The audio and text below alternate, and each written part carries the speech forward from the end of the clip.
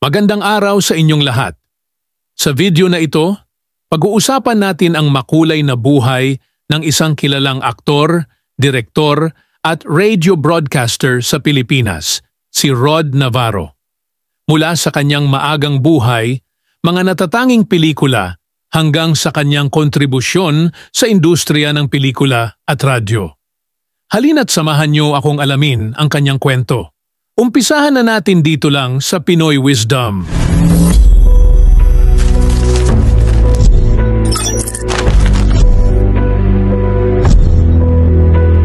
Si Rod Navarro, na may tunay na pangalan na Joseph Bowers Rigetts, ay ipinanganak noong ika-10 ng Marso, 1963 sa Maynila, Pilipinas. Bago siya pumasok sa mundo ng showbiz, siya ay naglingkod sa militar bilang isang Master Sergeant sa Philippine Constabulary at naging isang sharpshooter. Nag-aral siya sa Philippine Constabulary School at sa Military Intelligence School ng Philippine Army, na nagbigay sa kanya ng matibay na pundasyon sa disiplina at kakayahan. Nagsimula ang karera ni Rod Navarro sa pelikula noong dekada 50s. Una siyang lumabas sa pelikulang Binibining Kalog noong 1955, na sinundan ng maraming proyekto sa ilalim ng Sampaguita Pictures.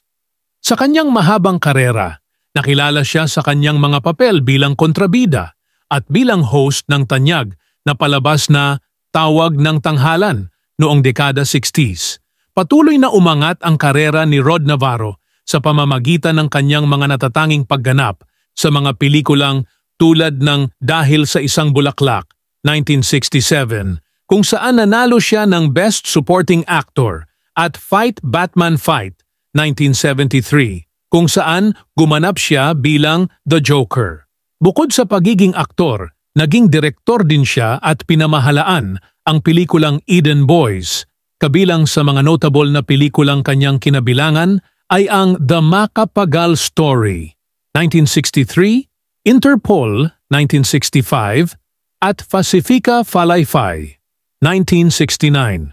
Sa bawat proyekto, ipinakita niya ang kanyang versatility bilang aktor at ang kanyang dedikasyon sa sining ng pag-arte. Kilala rin siya sa kanyang mga papel sa mga pelikulang aksyon na nagpakita ng kanyang husay sa pagiging isang sharpshooter. Bagamat matagumpay, hindi rin siya nakaligtas sa mga hamon sa kanyang karera. Ang pagiging isang aktor at direktor ay nagbigay sa kanya ng iba't ibang pagsubok. Ngunit sa kabila nito, nanatili siyang isang respetadong personalidad sa industriya ng pelikula at radyo.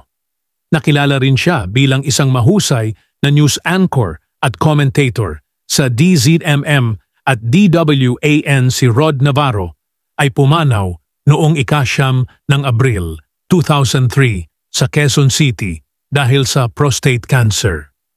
Sa kabila ng kanyang pagpanaw, ang kanyang mga naiambag sa larangan ng pelikula, telebisyon at radyo ay patuloy na nagbibigay inspirasyon sa mga susunod na henerasyon. Ang kanyang legacy bilang isang aktor, direktor at broadcaster ay nananatiling buhay sa alaala ng marami. At diyan nagtatapos ang kwento ng buhay ni Rod Navarro. Isang aktor na nagpakita ng dedikasyon, husay at pagmamahal sa kanyang sining. Naway magsilbing inspirasyon ang kanyang kwento sa ating lahat.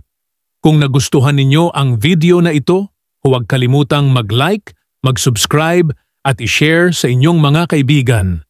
Hanggang sa susunod nating kwentuhan, paalam. Maraming salamat sa panonood.